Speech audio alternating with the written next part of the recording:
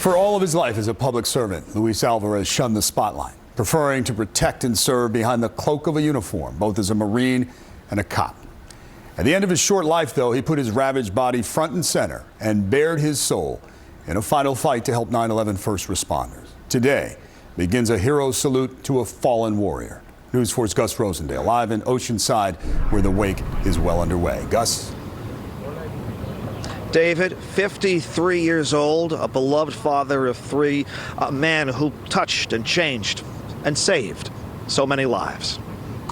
The lines formed early and will stretch into the night outside this Oceanside funeral home. Final respects for Luis Alvarez. His family says he would have hated all the attention.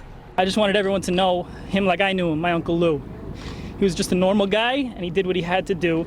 Very vocal about getting the guys and girls that he worked with when he was down at Ground Zero to sign up for the World Trade Center Fund. Detective Lou Alvarez was at Ground Zero on 9/11, and he eventually got sick. He battled colon cancer for the last 3 years, 69 rounds of chemo. But another big fight took him to Capitol Hill. They did their jobs.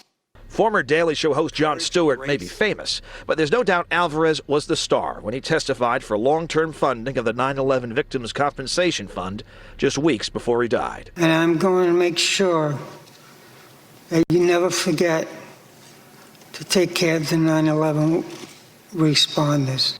And all Lou wanted in return was to have his government recognize their efforts by making sure they'd be taken care of medically when they fall ill. I don't know why we are still having this discussion in this country. It should have been decided long ago.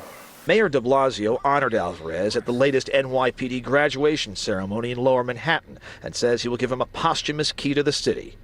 Many would say Lou Alvarez already has New York's heart. He was at peace, and I was at peace knowing that he was happy with everything that he accomplished.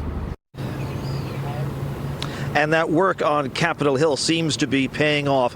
Long-term funding for the fund is on track for 2090 at this point. That is a lot of years and a lot of lives. It's a heck of a legacy. Live in Oceanside, I'm Gus Rosendale, News 4 New York. It is indeed, Gus. Thank you. Retired NYPD Detective Luis Alvarez will be laid to rest tomorrow. The funeral is at 10 o'clock at the Immaculate Conception Church in Astoria. Thank you for watching this video from NBC4 New York. You can subscribe by tapping the button below me, and on the left you can see our latest updates, investigations, and digital exclusives. We'll see you next time.